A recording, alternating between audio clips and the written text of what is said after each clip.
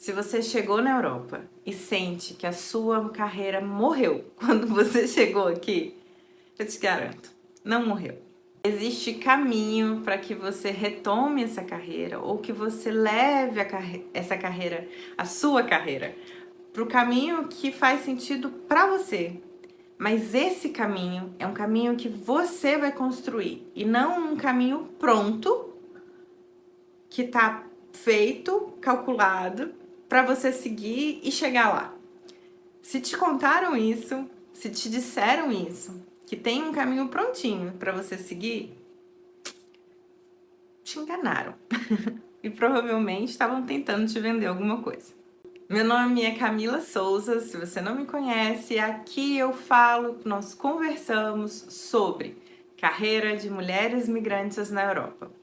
Sem romantização, sem receita mágica e com muito senso crítico. Ó, eu sei bem como é. Vou contar um pouquinho da minha história rápida para você entender um pouquinho por que eu falo que eu sei como é. Eu vim para a Europa com a ideia de que aqui eu provavelmente não conseguiria trabalhar na minha área. Eu, inclusive, tive uma amiga que já tinha morado fora do Brasil, que me questionou isso lá no Brasil antes de eu vir, dizendo: Camila, você sabe que lá você não vai ter a sua carreira, né? Você não vai conseguir trabalhar na sua área. E eu, que já tinha tido uma parente, uma tia, que morou fora, eu respondi prontamente: sim, eu sei. Eu vou trabalhar com o que der. E aí eu vim com essa cabeça. Então eu já vim acreditando nesse discurso. E aí, quando eu cheguei, eu vi as vagas na área de RH e eu li aquilo e falava: eu sei fazer isso, então eu vou me candidatar. Mas ao mesmo tempo, a vulnerabilidade da imigração, mais outras coisas que foram acontecendo na minha vida pessoal, foi me levando para um lugar que eu precisava trabalhar ontem. E para as vagas da minha área, eu não era chamada para entrevista, eu era chamada ou recebia ligação querendo saber mais alguma informação sobre mim, para essas outras vagas que eu comecei a mandar currículo por conta desse momento vulnerável que eu estava. Então, eu fui entendendo que o jogo, digamos assim, na minha cabeça eu estava entendendo o jogo, na minha cabeça eu estava entendendo que, ok, para minha área não dá, então eu vou para onde der. E para onde der, foi para lugares não muito bons. Um dia eu conto melhor esses detalhes, se vocês quiserem. Aí, se vocês quiserem, é só me contar aqui nos comentários. Mas, basicamente, o que eu fazia era, eu mandava o currículo que eu tinha, que era um currículo que funcionava muito bem no Brasil. Depois, uma pessoa que eu conhecia aqui falou assim: mas seu currículo tá no modelo europeu? E aí eu caí na besteira de fazer aquele Europass. E aí eu usava o Europass. E aí eu mandava esse currículo e para nada dava certo. Quando dava certo era sempre para esses trabalhos que ninguém quer. Então eu comecei a me dedicar para esses trabalhos que ninguém quer, porque afinal de contas eu precisava trabalhar. Eu andava, aí rolou um trabalho depois de 4 meses, entre trabalhos que não deram certo por alguns motivos, também posso contar isso num outro momento, mas enfim, o puro suco da exploração das pessoas migrantes, enfim, e da vulnerabilidade delas. E aí eu consegui um trabalho com contrato, um trabalho decente, um trabalho que remunerava muito pouco, mas que entre tudo que já tinha aparecido, aquele pareceu uma salvação. E aí eu fui para esse trabalho, trabalhei lá por um tempo, depois fui para um outro, e todos fora da minha área. E passei boa parte desse tempo trabalhando fora da minha área, me questionando se era tudo isso que era.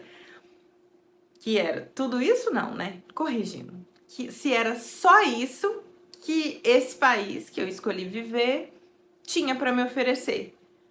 Porque se fosse, eu não via sentido em continuar aqui.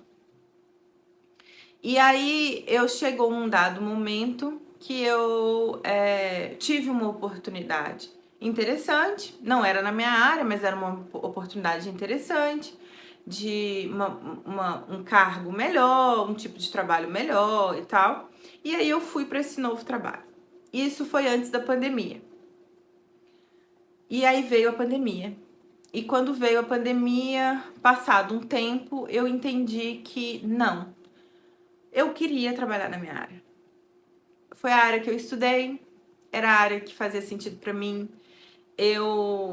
A vida me levou para o RH, porque calhou de meu primeiro emprego ser nos recursos humanos, e aí eu continuei, né, porque eu fui tendo oportunidades de melhoria na área, estudei, me pós-graduei e tal, tudo nessa área, e para mim fazia sentido eu continuar naquilo. Para mim, o recursos humanos, a atividade, principalmente do recrutamento, faz muito sentido, me brilha muito o olho, eu gosto muito. Então eu queria voltar. E eu sabia, lendo as vagas, que eu sabia fazer aquilo, que eu dava conta. Então, para mim, fez sentido que eu fizesse algo para eu voltar para minha área. O que eu entendi naquele momento é que do jeito que eu fazia antes, não ia resolver, não ia adiantar. Que eu precisava fazer diferente, que eu precisava entender como fazer diferente. E é aqui que eu quero que você entenda que não é sobre a minha experiência pessoal.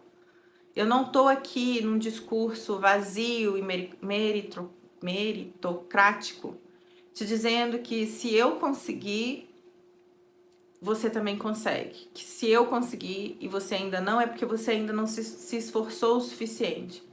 Não é sobre isso. Muito pelo contrário.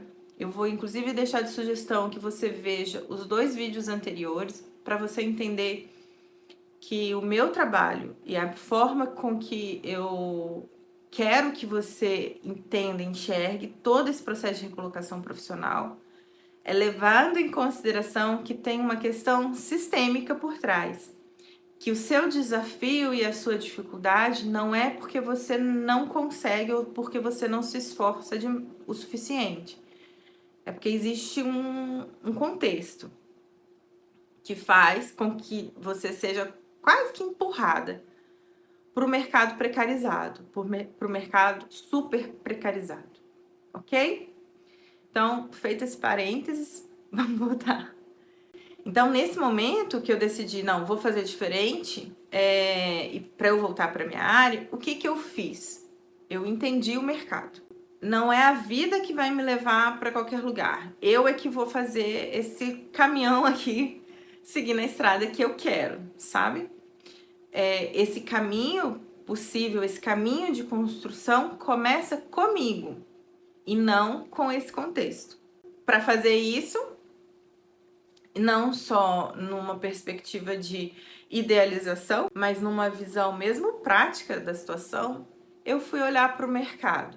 E a forma que a gente tem para enxergar o mercado é olhar para as vagas. As vagas, elas contam tudo pra gente.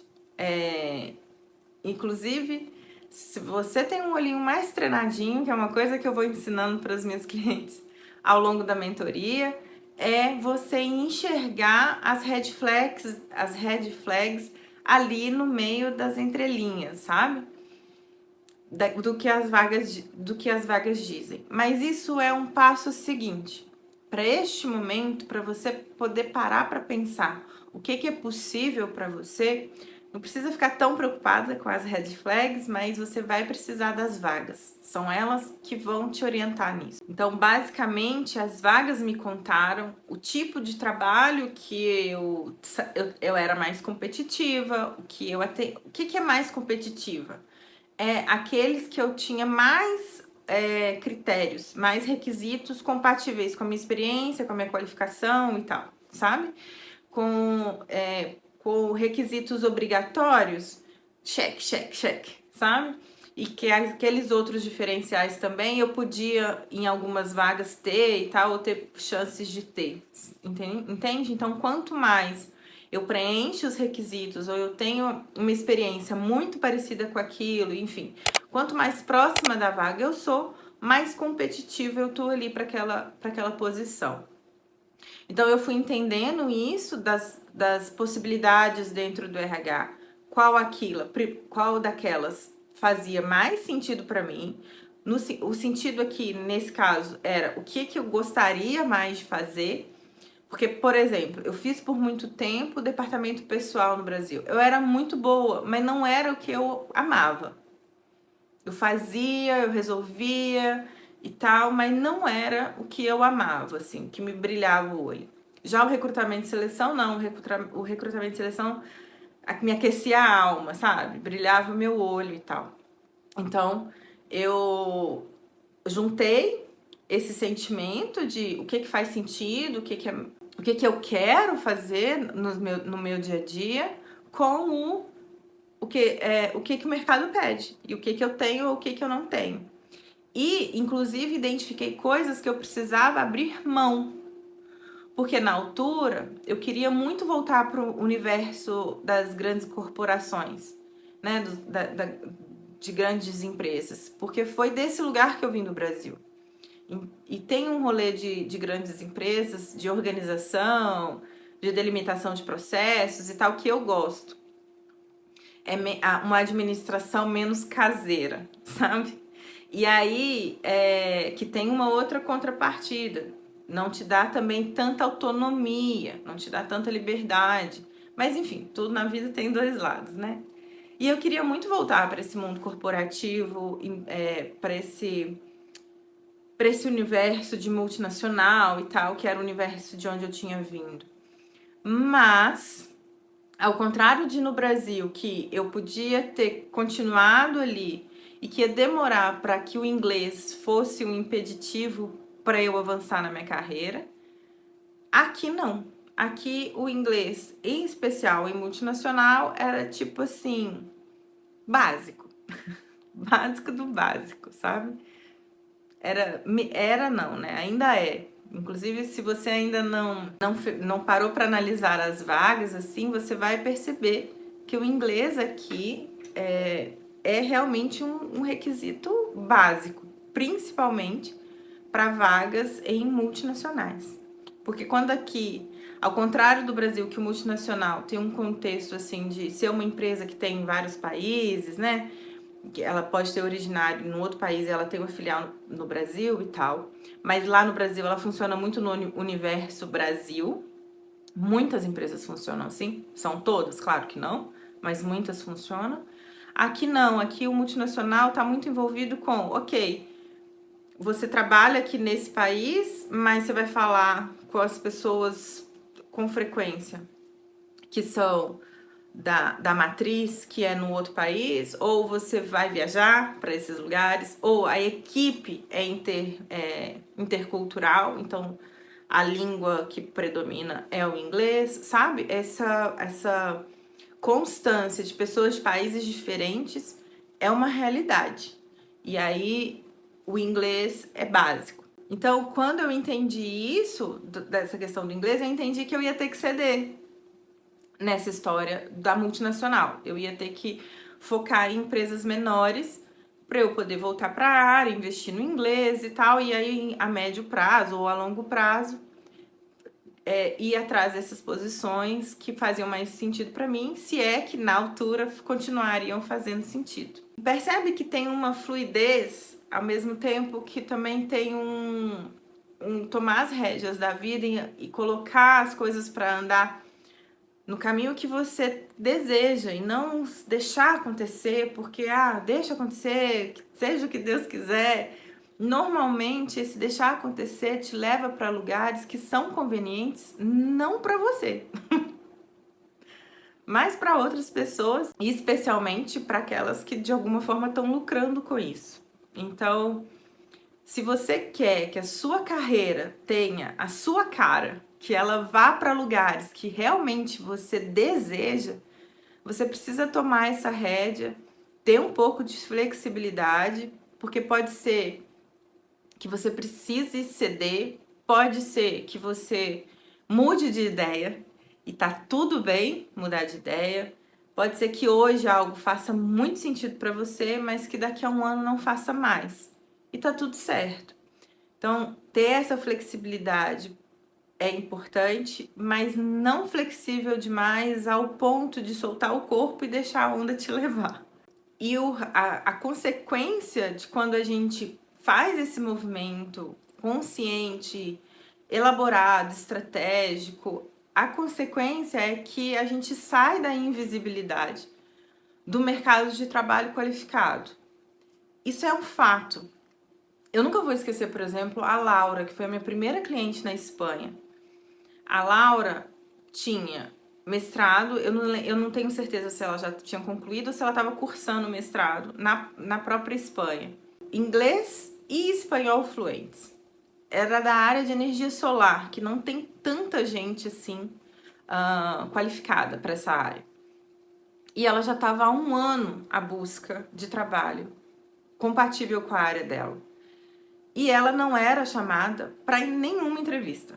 Ela trabalhava com outras coisas, com outro ramo que ela sabe, mas que não era o foco dela, mas que ela precisava trabalhar para viver, mas ela não tinha retorno. Entende que ela tem qualificação, super bem qualificada, numa área que normalmente não tem, que até hoje, inclusive, não tem tantos profissionais assim disponíveis no mercado, e mesmo assim ela não era chamada. Depois da mentoria que ela começou a aplicar os conhecimentos para poder buscar vaga, a Laura começou a ser chamada para entrevistas. E eu lembro que um dia que ela falou comigo assim, Camis, eu, indiferente do que dessas entrevistas, porque foi mais de uma, foram algumas entrevistas, eu já tô muito feliz. Porque depois desse tempo todo, sem ser chamada para entrevistas nenhuma, eu tô sendo chamada para essas na minha área. Então eu já tô muito feliz. E isso, gente, é uma vitória que eu nem vou chamar de micro, sabe? É uma grande vitória. Porque levando em consideração todo o contexto que a gente enfrenta, que a gente vive, que a gente encontra, sair da invisibilidade do mercado de trabalho qualificado na Europa é uma grande vitória. E é uma das primeiras, né? Assim, até para você ter um sim, você tem que ser chamado para entrevista. Então, é uma grande vitória que merece ser celebrada e ela é resultado desses movimentos que são feitos. Não é ao léu, não é de qualquer jeito. É resultado desses movimentos. Eu já falei, mas vou repetir, não é receita mágica, não é um caminho pronto. Cada um tem o seu próprio contexto, tem as suas próprias barreiras.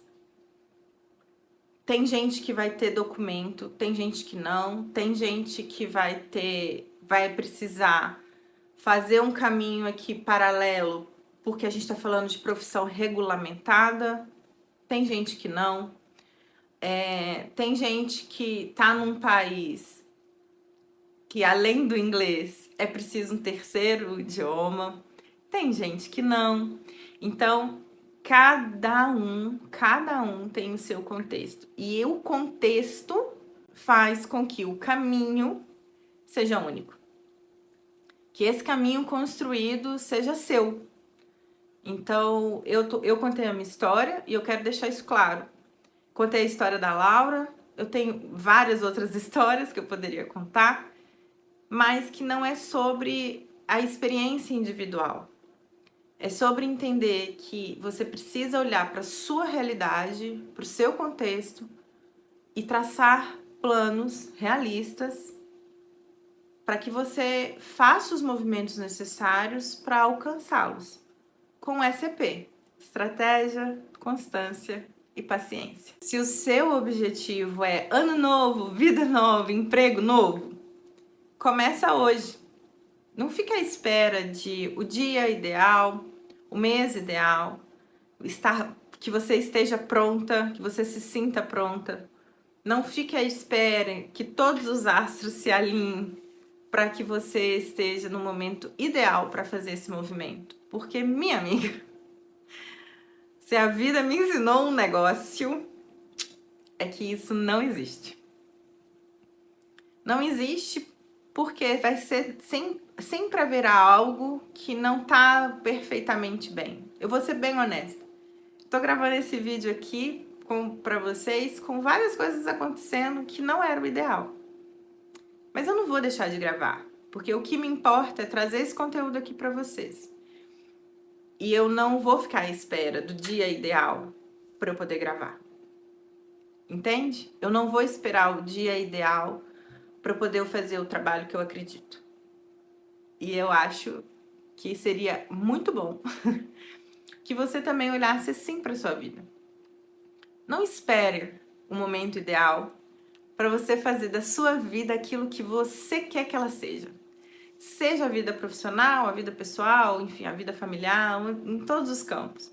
Mas aqui o meu convite fica para a vida profissional. Nós estamos em dezembro. Provavelmente você está pensando assim, Camila, tá bom, mas dezembro eu vou começar alguma coisa? Por que não? O outro mês vai bater na porta. É janeiro, mas é o outro mês. Assim como quando acabar janeiro, vai começar fevereiro e assim por diante. Não tem data certa, não tem momento certo, você não vai estar pronta, com tudo pronto e organizadinho para começar. Começa hoje. Faz hoje o que você precisa fazer. Se você não sabe o que fazer para começar, se você não assistiu, pode assistir os vídeos anteriores a esse, que ali eu proponho alguns passos que são importantes começar. Pode me chamar no WhatsApp e a gente começa juntas.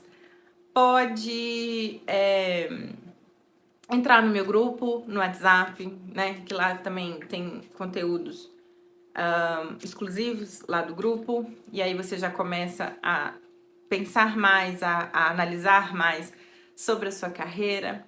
Enfim, tudo que a gente começa hoje, o resultado vem antes do que se a gente começar amanhã. Bem piegas, mas é verdade. Se o seu objetivo de carreira, se o seu objetivo para 2026 é ano novo, vida nova, emprego novo, começa hoje. Quem sabe essa segunda parte de emprego, a terceira parte de emprego novo, chega antes do que você imagina, né? Então agora a única coisa que eu posso fazer é desejar um feliz 2026 para você e para os seus. Este é o último vídeo deste ano neste canal. Agora a gente só se vê ano que vem. É a piadinha da tia do pavê que eu estava à espera para fazer. Feliz 2026 e até ano que vem. Tchau!